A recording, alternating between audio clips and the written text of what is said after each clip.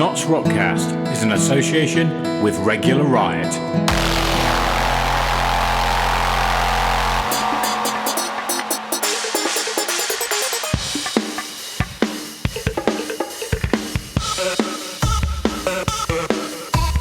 Welcome to NottsRockCast, the Notts Alternative Scene podcast.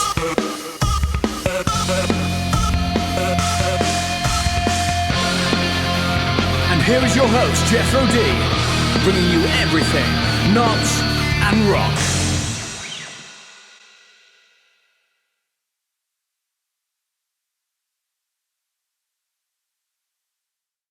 Welcome to NRC-001 on YouTube.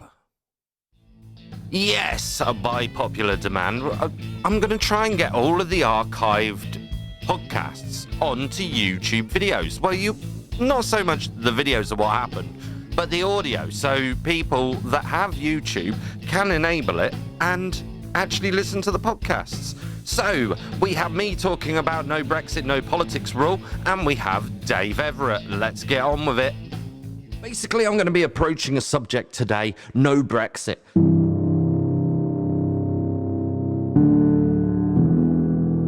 And what do I mean by no Brexit? I don't mean whether we're in or out of Europe or not. I mean no Brexit in this podcast.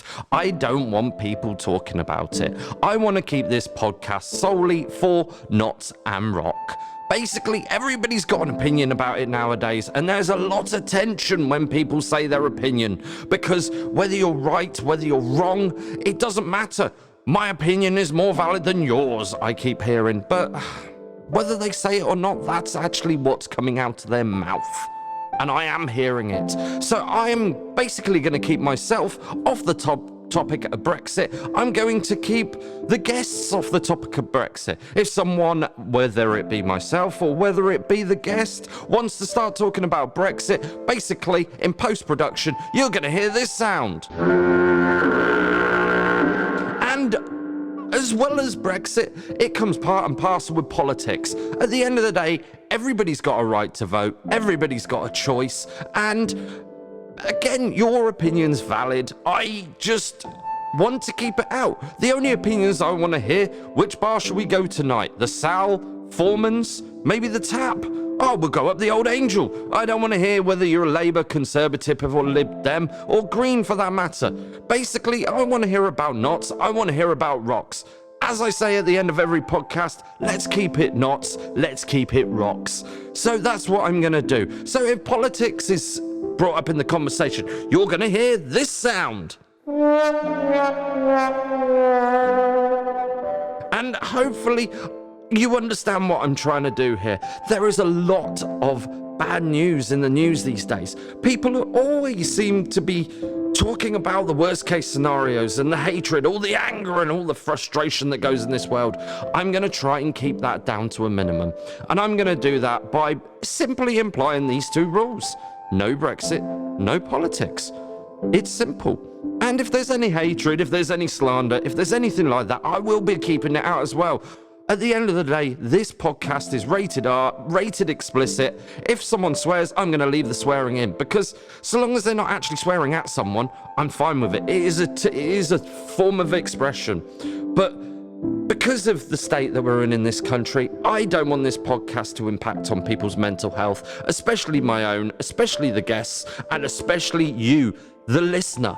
I do not want this podcast to bring you down. I'm going to try and make it as uplifting as possibly I can. So stay tuned, listen in, keep it Notts, keep it rocks.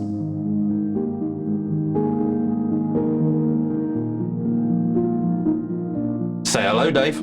Hey guys, how's it going? Right, Dave, we got you here today. We met a little while ago through a couple of friends. It was weird night out.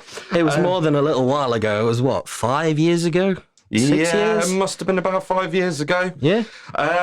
Basically, I do remember that I gave you my seated ticket for Slipknot and Korn, an 810. Yeah, that was an awesome gig. Basically, my dad bought me 2 seated tickets. I didn't really want to sit down, so the night before I realised Dave wasn't actually going and the rest of us were, so I thought, well, I'm going to give him my ticket. I'm going to go buy a standing ticket. It's selfish of me, but I'll just give it to him anyway. Yeah.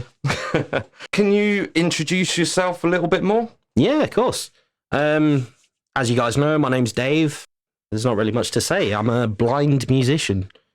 A blind musician. Yeah. This is why I've actually got you on the podcast today, is we're going to be talking a little bit more about your visual impairment, if you're happy to do so. Yeah, of course. Yeah. So going through the actual questions the normal questions, before we actually delve a bit more into that, can you give us a quote of inspiration that you have learnt from your time in Notts? As long as I don't see the audience, they can't see me. That is absolutely brilliant because, if you don't mind me saying, when I meet you actually out and about, you're more of a timid sort of person. And the first year I saw you at Bloodstock, the moment you got on stage, you just transformed into something completely else. Yeah, I'm most comfortable when I'm on stage, mainly because I know I have like a set area for myself to actually be myself. Whereas when I'm out and about, I don't know whether I'm going to bash into people, whether I'm going to hurt people by accident. You know, it's quite a liberating experience. It is a liberating experience. Oh, one of the questions then: are you originally from Notts? No, I'm not. I was born in South Africa, actually, just outside Johannesburg. Oh, that's interesting. Yeah. So, what made you move here? My dad's originally from England. My mom's from Italy. And they went to school in South Africa, childhood sweethearts, that kind of thing. But it got to the point where it was like becoming really, really violent in South Africa. It was literally a couple of years after the apartheid was abolished. Oh, wow. Yeah. And so we thought, right, okay, we need to get out of here as soon as possible. And because my dad obviously is English, we thought best option would be move to England. I think I've heard that story a few times. Yeah. Actually, on a podcast I was listening to recently, I can't remember which famous producer it was, but kind of went through exactly the same thing, apart from wasn't the child, he was the father. Oh, wow. So he was saying it was a difficult decision on his behalf, as it was. Right, so what's your profession? Well, as you guys know, I'm a professional musician. Spend most of my time writing, singing. Shouting R. Yeah. But that's not all I do. I don't just go, I also do the, ah. As well as being a singer, you actually play a few other instruments, I believe you told me. Yes, I do. I'm a bit of a jack of all trades when it comes to, like, stringed instruments. I mean, I can play, like, basic level guitar, basic level bass, basic level drums, and play a few chords on the keyboard, but aside from that, singing's my main thing. Ah, that's absolutely brilliant. I play a few instruments myself. We're actually sat in my studio at the moment, surrounded by them, keyboards, electric drum kit, and a few guitars. Only just a few. Yeah. So what compelled you to become a singer? Always been in love with singing. I mean, my first actual clear memory is of myself running in to the kitchen wearing a pair of white socks, underwear, white t-shirt when I was 2. Ran into the kitchen, I heard this song on the radio, and I just ran in, slid, and I started singing along to it. Who was that? That was Tom Cruise, wasn't it? No, it wasn't. Was it not? No. Why do I think it was Tom Cruise? I have no idea. Don't get me wrong, he's a really good vocalist and producer and all that, but this first song is kind of the first song I started singing to, just kind of cleared the path for me. It was I Would Do Anything for Love by Meatloaf. Oh, yes. I know you do actually sing that quite often at Good Times, Fun Times karaoke. I do. I love singing Meatloaf. And to believe it or not, you are really good at singing it. Oh, thanks. So, I did used to be a Meatloaf tribute act when I was like 12 onwards. Okay, do you want to go more into that? Well, I used to do like school gigs. I did a couple of weddings singing it, but... Oh, we got ourselves a wedding singer here. I only did like 2 or 3 weddings. Don't give up the pirate metal. I'm not going to. I must admit, before I'd even actually met Dave personally, I was really into RedRum, and I think the shock on my face when you first told me who you actually were kind of threw me. That. It threw me. I remember because you came to the gig at the Angel and you were really gutted about missing us, and we were just sat there just drinking and smoking and talking about it, and friends ever since. Out on a night out with a friend of ours, which I don't know whether I'm allowed to use the name or not, but I won't do at the moment. Yes, we actually were out on a first night out or something just as friends. Mm-hmm. Well, kind of was hoping it was more, but thankfully she turned into one of the best friends I've got now. Yeah.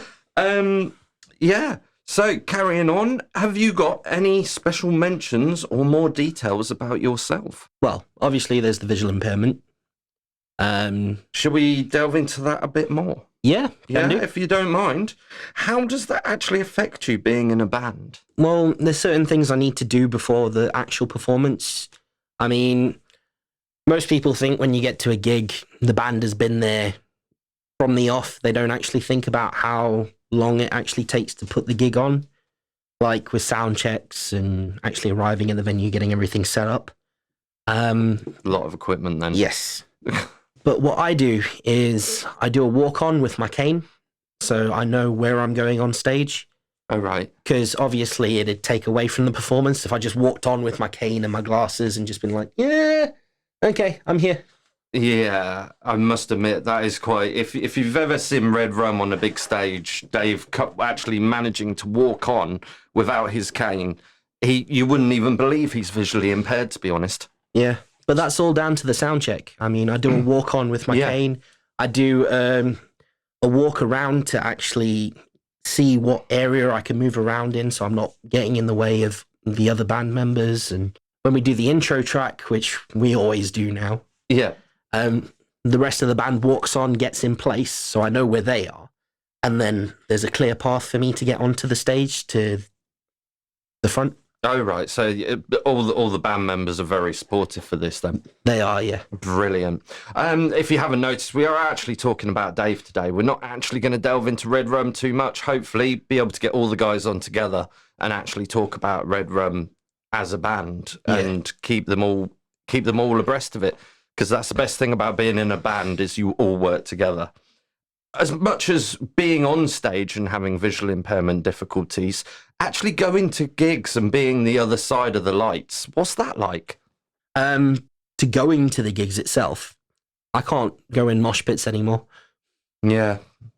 Which really sucks because I love moshing. So what I do now is I just stand at the back and listen. And drink. Yeah. Failing that, I'll stand to the side and listen and see as much as I can of the performance. And is everybody quite accepting at these gigs? Yeah. And they do actually spot the cane? Yes, they do. That is one thing that if you've never actually met someone with a visual impairment, you probably wouldn't even think about it, because there are quite a lot of people, and it's once you actually know what it's about, you actually see a lot more people with white canes with little balls on the end. Yeah. So it's a gig, as we all know, it's really close quarters. It is. So, yes. But it's nice when people actually give you the room to walk through, and most of the time, if you bash into someone, they'll turn around really angrily, see the white cane and go, oh, I'm sorry. But you don't use it as an excuse, I hope. No. With great power comes great responsibility, a wise man once said. Yes, indeed. Getting about Notts with your visual impairment. Oh, Notts is fantastic for that. I mean... Really? Do you just... Okay, see, I big up Notts and here we go. Tell us all about it, Dave. Well, I've got this disabled bus pass. Basically, I can get around anywhere in Nottingham between like 9:30 and 11 at night. Yep. They changed that recently. It used to be 24 hours in Nottingham, anywhere, on any bus. Yes. But what they've done is they've changed it back to what the rest of the UK is like. Oh, right. What? Within time restrictions? Yeah. Okay. So 9:30 till 11 at night, I can travel anywhere, basically. But in Notts, it's also good because I can get on the trams. Oh, right, okay. I suppose that kind of helps, doesn't it? It does. It does. Which service would you think is a lot easier to travel on? Well, or does it not make a difference? It doesn't really make a difference. I mean, Tranbarton's really good. NCT, NET, they're all good. Oh, brilliant! Because I literally I catch the tram every day, so I will take 2 trams a day, sometimes up to 4. Because I'll start at David Lane, then I'll get up to Lace Market, get off at Lace Market, go to Tesco's, get back on at Lace Market, and I do swipe my ticket, and then carry on to Beeston. Yeah. For my daytime job. Unfortunately, I'm going to still have to have one for quite some time. Okay. Any advice you can give to others around Nottingham with visual impairments? Don't let it stop you from doing what you want to do. If anyone's living proof, I think a lead singer of a pirate metal band has something to say about that.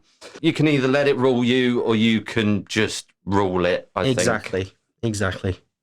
Okay, then. I think we've covered the last question in this section, which was, which hurdles did you personally face and how did you overcome them? Was there anything else you would like to add? Not really, no.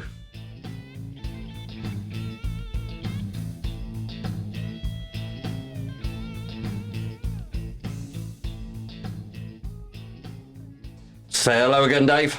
Hi, guys. Let me grab my notes again. So underprepared, which is, believe it or not, this is the first recording of a podcast I've actually done. So you are my guinea pig, Dave. That's cool. Right, back to the questions. What do you love or enjoy about living in Notts? The fact that all my friends are close by, I can get into town really easily. It's got a really good alternative metal scene in Nottingham. I must admit, I love the alternate scene, and we'll get back to another question. They're kind of similar, but it's kind of a different thing. Right, what is your most favourite part of Notts or Nottinghamshire? That's gotta be Beeston. I love going down to the Beeston Marina. Yes. Just sitting there, listening to the constant flow of the water. Just a really good place to chill out. So, what, looking at the boats and stuff? No, not looking at the boats, just listening to the water. All right. I know they've got a weir there that actually makes quite a big sound. I suppose that's quite a big part of it as well. Yeah, I just love the sound of water.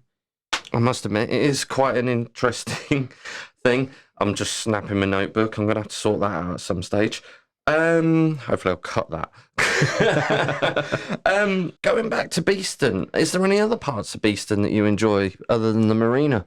Not really. No? I mean, it's just solely the marina. So if you actually go down to Beeston, definitely check out the marina. Yeah. It is, as I say, it's quite a nice walk along the canal towpath. Yes, it is. Me and the wife used to take the dogs down there when I actually lived in Beeston, to start from, I can't remember what the road is, but you go across a little humpback bridge, and then you can actually walk all the way down to the weir, and you can walk all the way back, and then we chuck the dogs in the van after the red setter was completely wet through, and then back off home. Yeah. So, talking about marinas, I don't know if anyone's going to say it in another podcast, but it's just reminded me of something. I actually saw a canal boat in the Castle Marina called Jethro. Oh, cool. So I thought it just sprung to mind when you said about the marina, and then it was like, hang on, I did actually see that. Okay, what is your most treasured musical object? Now, as I said before in my intro cast, it's not necessarily a musical instrument, and when you looked at that question, you actually kind of gave me a bit of a surprised face. So what is your most treasured musical object? I've got a signed LP. It's a 7-inch of It's All Coming Back to Me Now. Back when Meatloaf and Marion Raven released that in 2006. Oh, right, okay. For the Bad Outta Hell 3 album that came out. I'm going to completely admit to you, I know nothing about Meatloaf.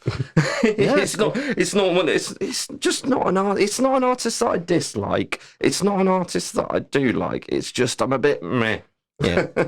No, I love his voice, but I also love Jim Steinman's writing style. Because he's not only done Meatloaf, but he's also done like Bonnie Tyler. Total Eclipse of the Heart was his. Yeah.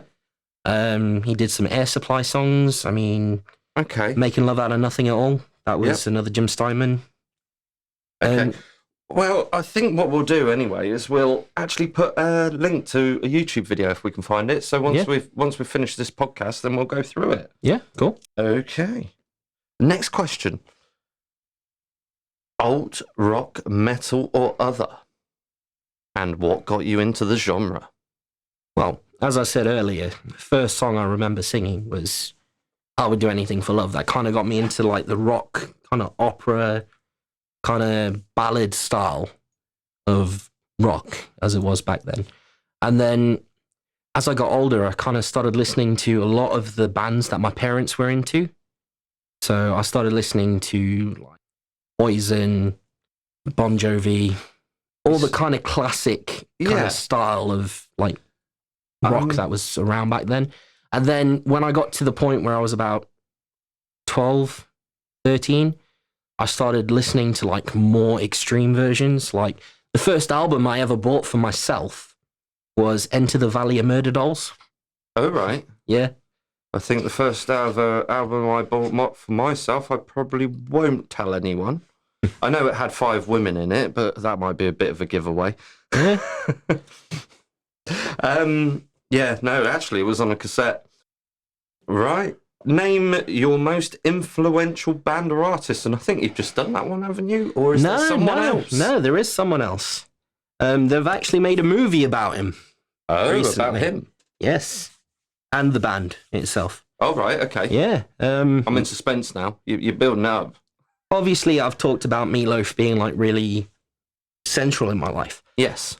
But there's always been another one, and it's been Freddie from Queen. Oh, yes, and that movie is coming up, isn't it? It is. I must admit, I'm really looking forward to that. So am I. At work, we listen to Gold on a Friday, so they actually put on a whole hour of Queen. Oh, nice. A radio station said, we're going to do a whole hour of one artist, and they filled the hour superbly. Awesome. Really did. The only bit was we did, after the first or second song, turn around and go, I bet Bohemian Rhapsody's the last song they play. Oh, it has to be. It has to be. Yeah. I must admit, I'd have liked it if they'd have gone with someone else, because it'd have been quite interesting just to break the mould a bit, as it were. But no, so do you want to delve a bit more into... It's not just the way that he comes across on stage and the way that he kind of kept his stage life and his personal life kind of separate. Yes. Very similar to myself. On stage, big persona, but then off stage, kind of humble about it. Yes. Like, tries to keep it separate. So there's like 2 different sides to the coin. Yeah. As I said at the beginning of the podcast, when I see Dave out on the town, he's quite a shy and timid person. Even just listening to him over the microphone now, he's just kind of a bit more exploded. He's just one of the nicest people I have met so far. And I must admit, chance meeting, and the next thing I know, we're sat doing a podcast together. Yeah. But I think definitely Queen is definitely one of them bands that when you speak to a lot of artists, record producers, they'll talk about him. And it's, everyone's got a favourite part of that band. Yeah. It's not just Freddie himself, it's the bassist, it's the drummer, it's Brian May. It's a lot to it. Yeah, it is. Go on then, favourite song. Good old-fashioned Loverboy. Ah, okay, that's fair enough. Again, I think we should put that on a YouTube video, so I'll definitely have a look through and put that in the show notes at the end. Going on next. Name one thing you are excited about in the upcoming 6 months. Definitely going on to RedRum. All right, it's already been announced. It's on our Facebook and stuff. But I'm really looking forward to branching out of the UK and going to Ibiza for the HRH road trip. I'm going to be playing with Hawkwind, Lemmy's first band. Absolutely awesome. Yeah. I did actually know Huey back from when I lived in Henley-on-Thames. He was quite a character amongst characters. Everyone from kind of the alt scene in Henley knew of him. He was always out in the open mic nights. So tell us more about Hard Rock Hell in Ibiza then. Have you been before? No, I haven't. This is going to be my first time actually playing abroad with RedRum. I mean, I've played in Germany a few times with a couple of previous bands I've been in. Yes. It was part of our college course, so we had to build up to actually going on tour. Okay, my head's just spun a little here. You went to college, and part of the college course is to go abroad and play music. Yeah. What college is this? I must know. It was New College Nottingham to begin with, but now it's Nottingham College, I think it is. They've done a rebrand name change. It's actually just down the road from here. That's Clarendon. interesting. Where? Clarendon. Clarendon. Yeah. Okay. We'll have to look into that. I wonder if they're doing any more courses that anybody would be interested in. If anyone's listening from the college, if they get in touch, they can come on the show and they could explain a bit more about it. Yeah. Especially if it's a college that kind of makes you go abroad. I think that is definitely interesting. Going forward to Hard Rock Hell, to be honest, I might even look at getting a passport myself and coming out. I haven't been abroad for ages, and the last time I went to Ibiza, it was nothing to do with alt music. It was to do with the actual dance music scene. Well, I branch out quite a bit. The nice thing about the HRH road trip is they open it a week before the season starts. Oh, yeah, so you don't have any drunken chav louts. It's literally all metalheads. That is absolutely brilliant. It's because Ibiza itself is a really nice place, and the locals usually are really nice. I feel that way about a lot of Spain. Okay, coming on to our final question. Ooh. In your opinion, what makes the Notts alternative scene great, not what makes Notts great? Well, the fact that there's still people fighting to keep the alternative scene alive. I mean, you've got the guys at the Tap and Tumbler that are still putting on gigs regularly. I mean, you've got the guys at the Sal, which are fighting to keep Nottingham alternative. And obviously all the promoters in Notts, like Phil Core, actually still trying to keep the scene alive. I completely agree with you on that one. We're going to be having, as I said, a lot of different people on this podcast. Depending on where I put you in the chain, you probably could come second, first. We'll see where that comes. But yes, I must admit that is just amazing. I think there's a different festival each weekend. Or if there isn't, there soon will be. Yeah. You won't be going to a gig anymore and going, oh, which gig should we go to this week? Which festival should we go to this week? It seems like a lot are popping up. And I mean, like Macmillan Fest, I mean, they do their thing every year. You actually volunteered there last year? No. Yes, it was last year. I didn't do this year because I was on tour. Yes, I haven't been. I unfortunately couldn't make it this year either. But I did see you the year before, actually manning a door. Well, I like to give back. I mean, the first time I did Macmillan Fest, I volunteered to have my head shaved. Wow. Yeah, 2012. Full skinhead, and obviously now. Wow. Okay, that's. I didn't realise that, because that means you were literally a year in front of me from having short hair. that is. Yeah. Okay. Yeah. And yeah, I gotta say, I do not look good as a skinhead. I must admit, I will never ever go back to having short hair again. No, me neither. I don't feel like it's me, and to be honest, it would take a hell of a lot of money towards charity or something like that to get me to shave my head again. Same. And shave my beard for that matter.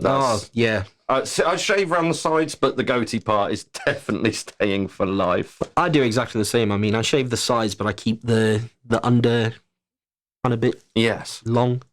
I've just thought about this, like, off the top of my head, but in respects to us talking about that, what would you say to someone that doesn't feel like themselves? I think both of us have just said we didn't feel like ourselves with short hair.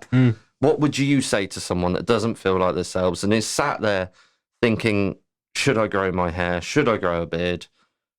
And isn't doing it because they feel they're going to be sticking out, I suppose.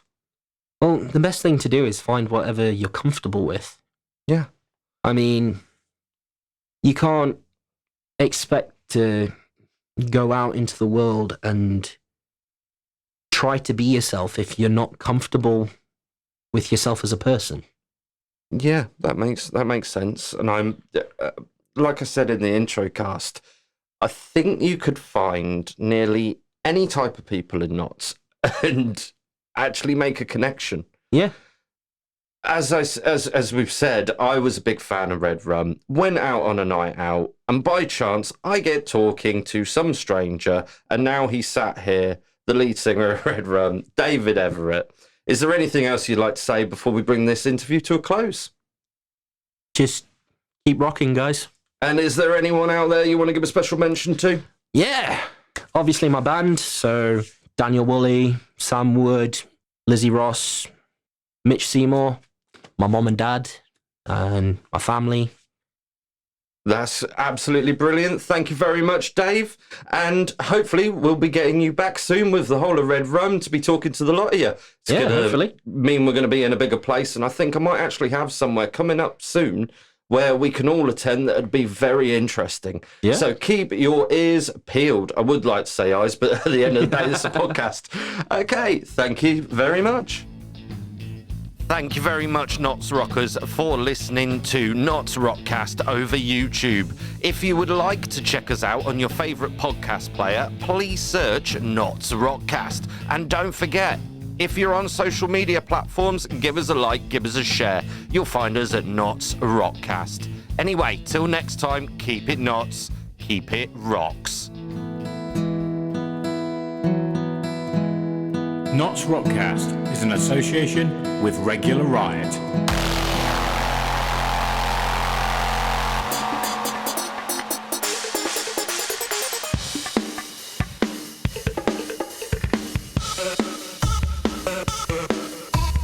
Welcome to NottsRockCast, the Notts Alternative Scene podcast.